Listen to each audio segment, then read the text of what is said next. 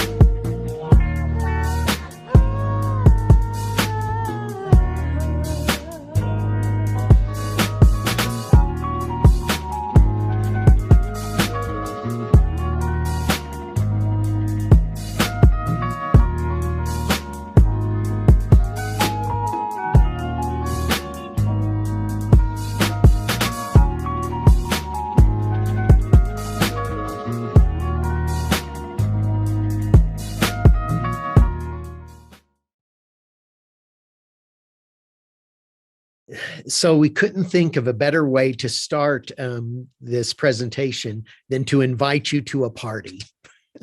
So that's, we appreciate you taking time and watching that. Parties are places where currencies are exchanged. De'Amon's going to talk about that, and where people fall in love with each other. So De'Amon, do you want to say a word about this? Sure. The video you just seen, we took from traditions when Mike was in Indianapolis, and we used to hang out and throw parties at our church and in our communities. We decided in our neighborhood, we live close to downtown Indianapolis, and we're a low-income neighborhood, and the thing we do best is party. That started for us. We got a small grant, and one of the things we were interested in is figuring out what gifts and talents could tell stories, and then how many parties could we invest in.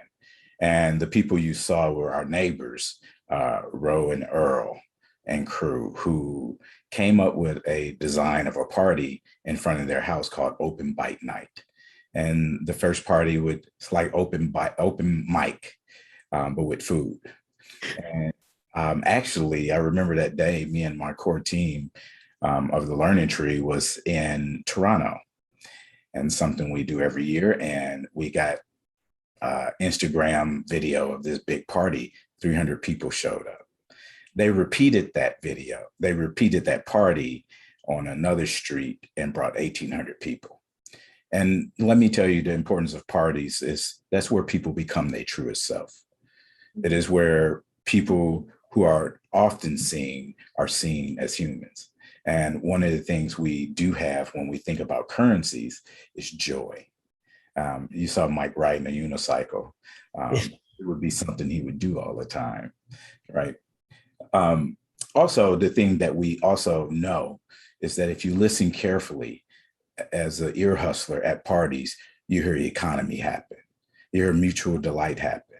You hear communities start to build bonds, especially when people have never met each other.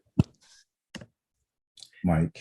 Yeah. So De'Amon mentioned community and economy and mutual delight. When this is not the way churches, or at least our church, had often thought about doing stuff. We had thought, we'd be doing something, right? We, the church, would be doing something.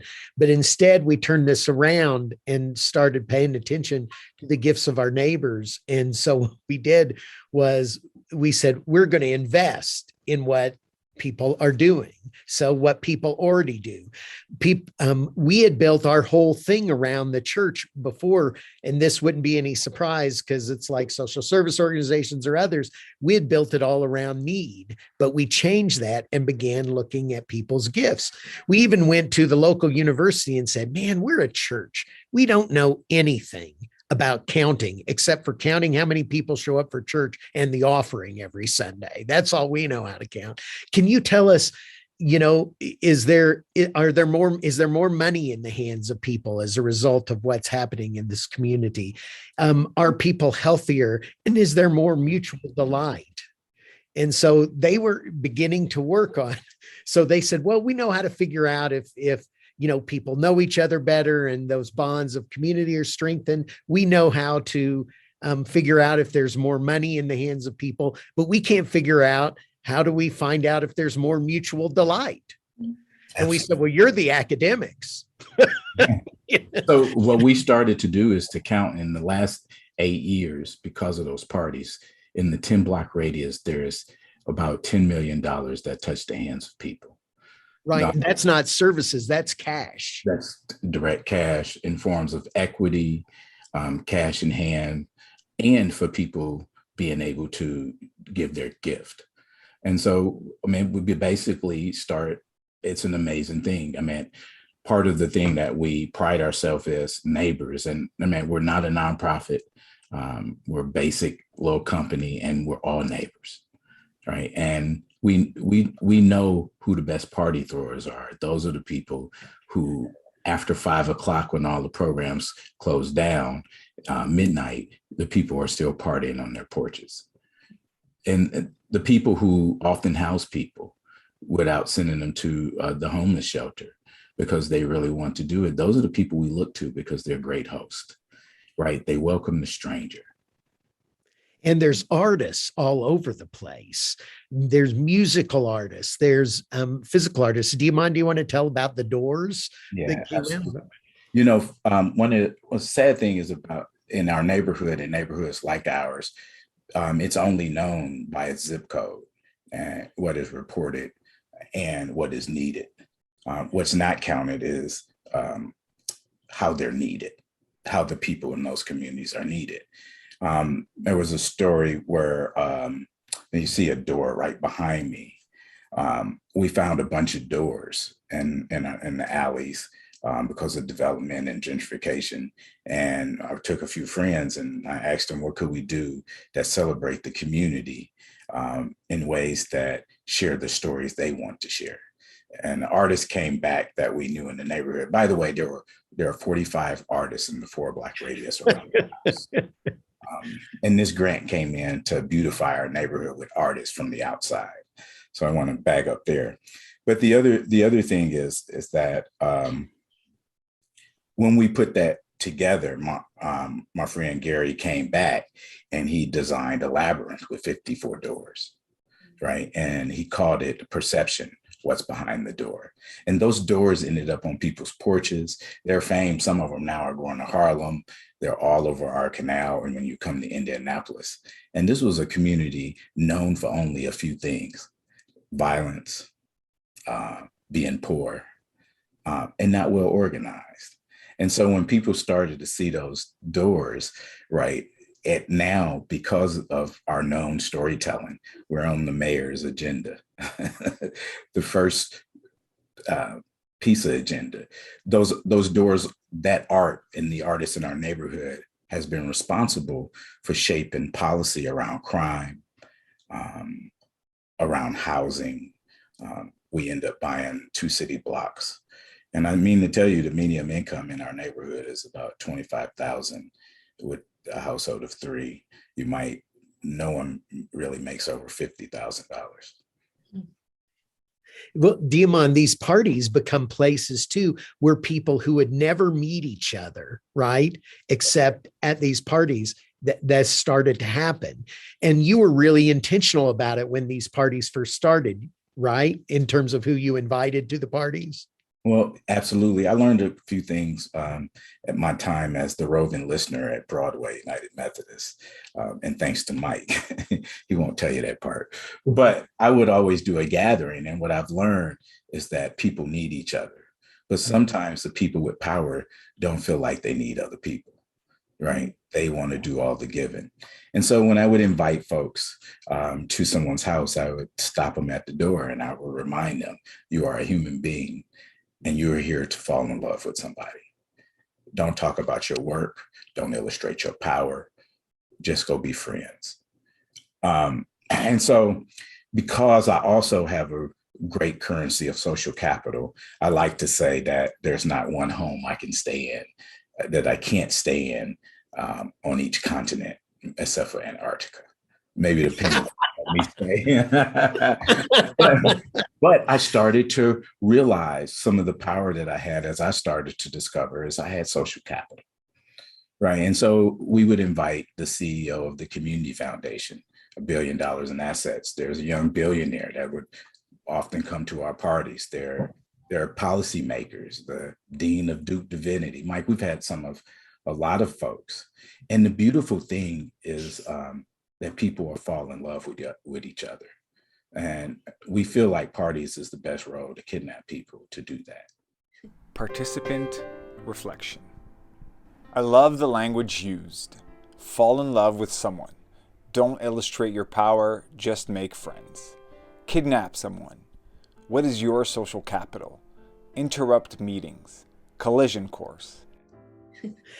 I remember one of the things, De'Amon, I remember you had the basketball coach from the local college was there, and one of your neighbors had cooked the main food that was at this thing. And the basketball or the volleyball coach is like, man, this food is really good. And she ended up hiring this person who lived across the street to do this, but she would have never even met them if that hadn't happened. Absolutely. And I mean, I think we need to have more collision courses. And, Mike, why don't you tell about the time how we would interrupt meetings? Oh, yeah. So, well, this happened at the church, right? Is that we would be having these official meetings. But again, the church's relationship with the neighborhood for most of our more recent history had been as a place of people we served, right? We ran programs for. But we asked De'Amon, who is working as the roving listener, who would go around and find the gifts of everybody who lived in every house in the neighborhood. We'd ask him to accidentally show up at the beginnings of meetings. So the personnel committee's meeting of the church, and he'd come in and say, oh, I'm sorry. I forgot you all were meeting. Do you have just a minute? Could I introduce you to our neighbor here? This is Kwanzaa. He runs the Indiana reggae band. He lives 2 blocks away. Could you all go around and introduce yourselves? And, now they're meeting people not as people they serve, but as people who have gifts and lives and and they're meeting them by name, right? And after about the 3rd or 4th month that De'Amon's showing up at these meetings, when he shows up and says, oh, I didn't know you were meeting, everybody's laughing. But when they're laughing, that's when they're learning. When somebody's laughing, they're like, oh, now we get this. Now we see what's going on. One of my favorite poets is Mary Oliver, and her advice on living is to pay attention, be astonished, and tell about it. The be astonished piece is the hardest thing to get, because you have to really believe that the people you are serving are needed. And not needy. Not needy, right? And in fact, it's not just the thing we think about, institutions versus individuals, or associations versus individuals. It's people and people. And sometimes even in my neighborhood, that is also true, that people don't feel like they're needed. And some folks with power feel like they don't need anything. Participant reflection. Pay attention to the gifts of your neighbors. Meet people not as people we serve, but as people with gifts, strengths, names. Thank you for sharing your wisdom. Right, and I think it's a very important thing to center yourself and remember that. And it's not something you can't think your way into it. And I don't think me and Mike are here to ask people to throw parties themselves. It's find those people who are astonished, who welcome the stranger, who are good hosts, and know how to throw good parties. De'Amon, I remember one of those parties that's an example of this was one of the parties where you invited all these photographers to come together, right? And all it was just these photographers in the neighborhood to meet each other, right? And as they do this, they start taking pictures of each other, and they start showing the pictures that they've taken. And you met some printer, right, who was from your neighborhood, and he ended up taking some of these pictures that they took of neighbors and blowing them up. And then they took abandoned buildings in the neighborhood and they put these pictures up of fathers and sons, of friends, of a parent teaching a class of their children, right? Teaching art class and math class in their living room. And then they took those pictures and they blew them up, not only on abandoned buildings on the houses around there, but also on the abandoned buildings right across from the local school. So the school could remember and see not only some of their students, but their students' parents, and the beauty of what they were doing. Well, that would have never happened if you'd had a meeting about that. That wouldn't have happened. How it happened was that party. Last week I was in Greenville, South Carolina, meeting with a group of philanthropic organizations, and I was there on behalf of a party thrower there. They call her a memory maker, and they didn't believe her at first, which is pretty sad. It was like, well, why are parties important? And so when we broke it down, the person question started, this is what we do anyway, right? We invite our friends, we invite the people who we care about. And all we need to do is to make a new table for parties and figure out ways to get invited to sacred places where we never thought of. And in fact, one of our printers, I don't know if you can see this, let me put it up close. Cultivating joy. I can see it, De'Amon. Cultivate joy, right? And I think that is the role of institutions, besides doing its everyday business with its employees, with the folks that are around the area where you work. All of us in our lives are meant to cultivate joy. And I think the pandemic has really illustrated that for us, that how important joy and laughter and celebration is.